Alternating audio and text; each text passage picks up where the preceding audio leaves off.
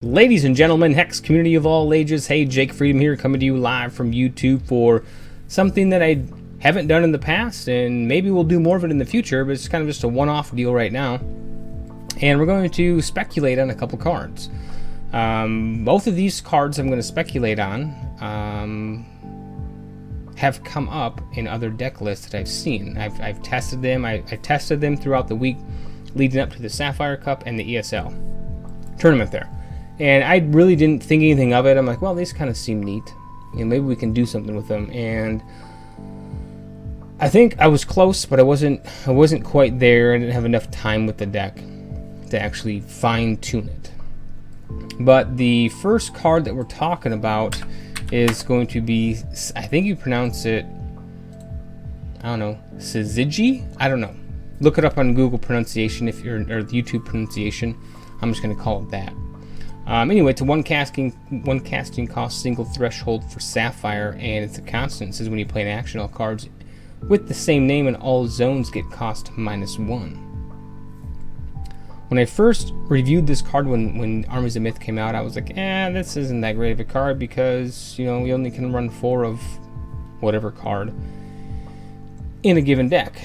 Not knowing at the time about Winter Moon, the Winter Moon champion. I don't know if the champions were released at that time and I reviewed this card or not, but with that champion, this card becomes super powerful because you can keep getting those cards back and they get less and less cost. So if you think about it, Arcane Focus, Counter Magics, Time Ripples, Escalation cards is huge because they're all, you know, 2 casting cost or 1 casting cost. You know, so I think this card is going to become super popular.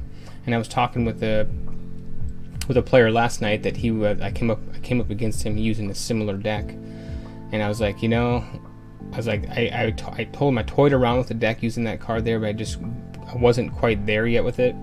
And he kind of demonstrated the whole thing, and basically milled himself out because he was looking for a certain card in the actual deck and he couldn't find it.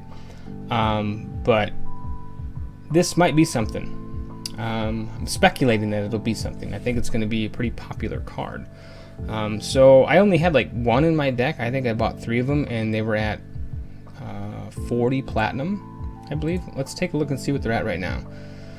SYZ, however you want to pronounce it, says the G. Okay, so right now they're running at, you know, buyout for 100. Okay, that's why I base all my prices on buyout. I don't play the patience game when it comes to I want a card now. I'm going to have it now because if I need it, I need it. I'm not going to play your, you know, auction house game and, you know, wait 2 days and then possibly not get it. So 100 platinum looks like what they're going for right now. There's a couple pages of them. There's a 120, 125, 115, 110. So anywhere around 100. So I bought 3 of them last week prior to the tournaments for 40 platinum apiece. So I think this card is going to definitely be something. The next one that we're going to be talking about is, I mentioned it in the last Hex update Saturday, and that is Hideous Conversion. If you're not familiar with Hideous Conversion, again, this is a Shards of Fate card. It's a 2 casting cost, single blood threshold. It's a constant, and you can sacrifice a troop and gain 1 temporary threshold. Again, I toyed around a deck that used this particular card here. I didn't have enough time with it to actually fine tune it, but I think this could be something as well. Again, you know, there are ways to remove constants. It's not news to anybody. I mean, you have Nature Reigns, you have Solitary Exile. There's plenty of other ways to deal with constants.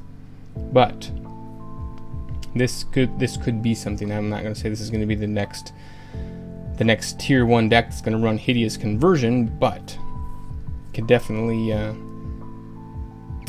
be something. I think Syzygy, however you want to pronounce it. I don't even know how to. I'm gonna figure out how to say that name so I can say it right. I think that one will be more popular than Hideous Conversion just because of what that card can do.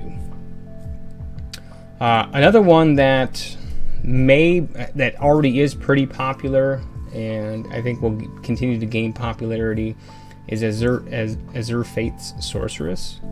I saw a lot of decks with this one, and I didn't even really think about, you know,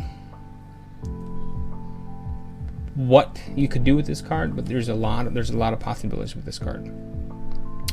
In the deck tech that I'm going to release later this week, even maybe even this evening, I'm going to show you what I ran and then what I should have ran. So I did not socket this card properly at all, because sometimes I just don't think of that stuff. You know, I'm a one-man shop. I'm thinking I need to probably start not team testing, but testing more thoroughly before rolling those tournaments. So here's what I did. I'm just going to tell you right now what I did. I took her, and I gave her the Major Ruby of Destruction, so she does damage when she comes into play. But then I was running green or wild, and I gave her Spell Shield. So my thinking was, you know what, I'm going to play her, she's going to do damage, and then every other card that comes in after her that's equal to or greater than her cost is going to have Spell Shield, so they can't be dealt with. The problem is you have to wait an entire turn to be able to utilize that. That I didn't think about. Why, I don't know. Sometimes I just don't. Sometimes I can't see all sides of the Rubik's Cube. What I should have done was put in the Sapphire of Mischief, so you can play her on your end step, therefore utilizing her your very next turn on whatever card you wanted to actually pull off. Now I searched the deck lists from the Sapphire Cup, and there were people running the card that I paired this with, but they weren't using it in the same way. So that deck there, that deck with that card, we'll talk about in that deck tech. I think that might be somewhat close to the next Calamity Walker. Maybe not. I don't know. We'll see. We'll definitely see. The only problem with that card there is it doesn't attack right away, but like Calamity Walker did. But it still does a ton of damage. So those was going to be 2, now 3 cards that I speculate are going to be huge. I think the Sorceress is already probably a pretty big card. What is she going for on the auction house? Cancel that. We don't want to save anything. Let's see what is she going for. She is up to, whoa. Okay, her oh, that's the alternate art cards. Holy cow, I was gonna say that jumped up a bit there, but okay, so she's 345, 350, 360. I did have to purchase one of her before the tournaments, and did I pay that? I don't know if I think it was 300. So I only had 3 of her, so I bought 4. I had to buy another one. I don't think I might have paid that much. I'm not sure. So it hasn't changed much in a couple days there since the actual tournament there. So again, that one may find its way creeping up the value ladder as well. There was another one too that I saw. I don't remember what it was anymore. That was super expensive, and I couldn't believe it was that expensive. What was it?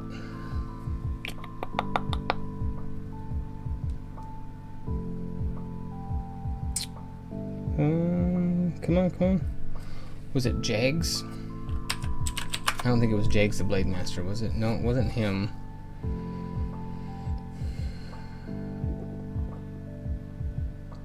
Gosh, I just looked at it last night too.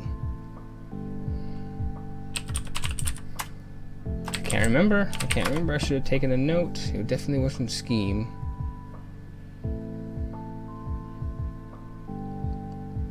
I was quite surprised. It was over 1,000 platinum. Definitely over 1,000.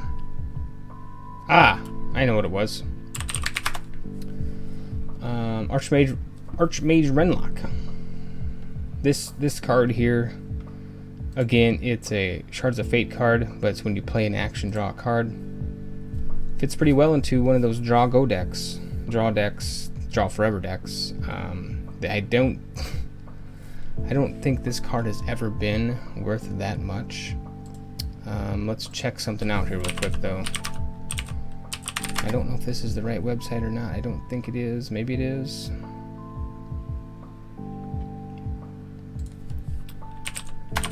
Oops, let's go Archmage Renlock. See if we can find anything.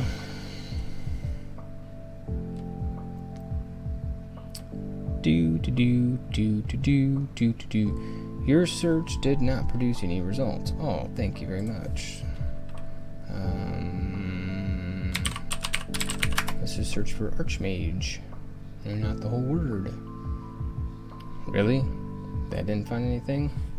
Okay, let's try this. That found something. What is the history on this card?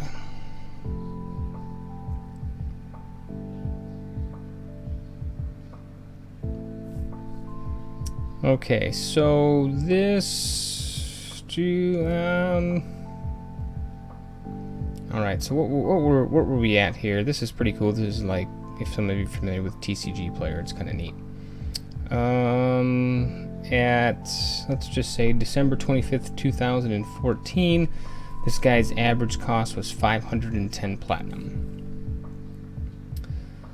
So what do we have? We had Armies of Myth release. Crap, I don't even know anymore. August? Was it July? August? Anyway, it spiked in March. That's not when Armies of Myth released, was it? March, April? That doesn't seem right.